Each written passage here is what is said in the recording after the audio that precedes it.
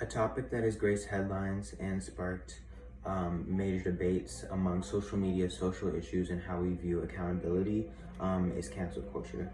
From its humble beginnings and in theory-esque approach to its now toxic traits, cancel culture has really raised many questions in our society. Cancel culture is a front runner of many issues that are going on, and it has major influence on those affected as well as how we view those people affected. I personally have had many heated debates about cancel culture and those affected by it. And my generation, Gen Z, has really been instrumental in cancel culture and as well as the creation of it. And so it really dictates how we're going to move forward as a society, especially in my generation in the future, on public figures and accountability and further actions. So cancel culture must be put to an end. So first I'm going to talk about how cancel culture is really strayed from its original purpose. Next I will talk about the inaccuracies of cancel culture. And then next I will talk about the depth of cancel culture and really how the aftermath and effects of it and solutions we can find through cancel culture. So cancel culture could have been a great tool for accountability, but when put into action, it is a disaster. So a Vice article by Audrey Romano on May 5th of 2021 really states that cancel culture was supposed to be a tool for groups to reinstate their values against public figures in power, but obviously that's not the case. And really the realities of cancel culture stray far from what it is. And Audrey Romano also goes on to talk about how the reason why there's such a problem is because there's an imbalance of power, and those who are canceling have a huge amount of power over those who are being canceled. And that really is a huge problem. So now that I've talked about what cancel culture's purpose was versus how it is now, I will now talk about the inaccuracies. So cancel culture was originally there to put people in check, but there's still many problems with it. So first of all, there's no unified agenda. And when there's no unified agenda, that leaves room for a lot of biases and a lot of individualism for something that's supposed to be, for problems that we're supposed to move forward with as a society. And so that's a huge problem. And a Cody DeBoss and Brennan article on November 8th, 2019 talks about this more by saying that even though there's no place for bigotry in our society, there's still no agenda of what crosses the line and what doesn't cross the line. And it's really, again, left to the influential individual or small influential group that is canceling. Another huge problem is the normalization of cancel culture. And a Washington Post article by Megan McArdle on July 10th of 2020 supports this by saying that because cancel culture is so normalized, it desensitizes other issues.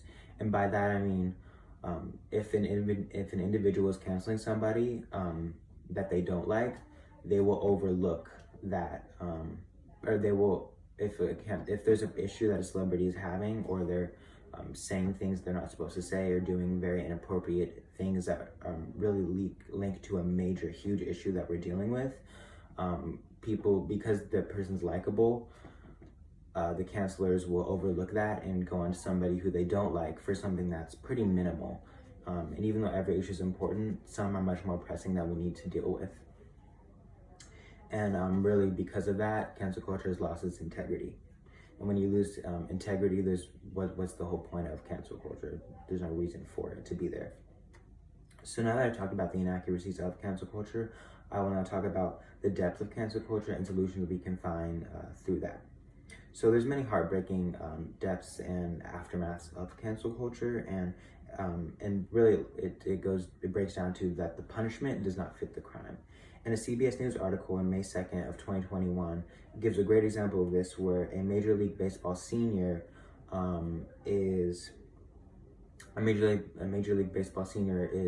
responding to a question that a reporter had about why there's a lack of Black managers in Major League Baseball, and his reasoning was because they might have a lack of skills, and it definitely came off the wrong way, and there was definitely a lot, and it did not rub the right way for many people. And so the next day he was canceled, and he was fired and shunned from many of his friends and family, shut off from the world and the internet as a whole. And because of that, he really fell into like a deep state of depression and trauma, and there was a lot of problems arising from that. And again, it is important to say, hey, educate yourself, think before you speak, think before you act, and, you know, when you're moving forward, be better. And I think that's important. But with cancel culture, it doesn't do that. It just cancels them. And really, the title cancel culture itself contradicts what its original purpose is supposed to be, which is not to cancel them, but to put them in check and say, hey, listen, what you did was not okay.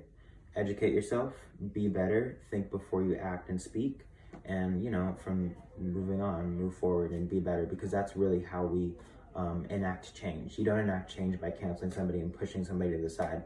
It doesn't do anything. One, it doesn't really teach that person what they did wrong. It just has them canceled, as well as it also invites other similar problems to come in. So you're really dealing with the same issues without actually dealing with them. So again, cancel culture has really gone too far, and an LA Times article by Michael S. Roth on March 21st, 2021 links forgiveness and practical accountability with psychological wellness. So when there's accountability in a civil way, we can enact change, and also we're not leaving the person with trauma, and we're not leaving them really stripped of their livelihood. And I think that's very important to take forward. So in our society, we need a system that's going to have civil and good accountability, and not something that's just cancel them, because that doesn't fix anything and that doesn't change anything. So first there needs to be a new system, not cancel culture. We need to end that. Cancel culture, if you will. There needs to be a new system with a unified agenda on what issues we're going to tackle and what crosses the line. We also need to enact forgiveness, not trauma, and accountability, not trauma. And we need to create a whole new system. So cancel culture is toxic and must be put to an end. First, I talked about how cancel culture strayed from its original purpose, and then I talked about the depth of cancel culture and really its aftermath. So I hope I convince you that how destructive cancel culture really is, and I hope you understand the problems that there is with cancel culture, and I hope you support with me a better system, a better accountability system in mainstream society. Thank you.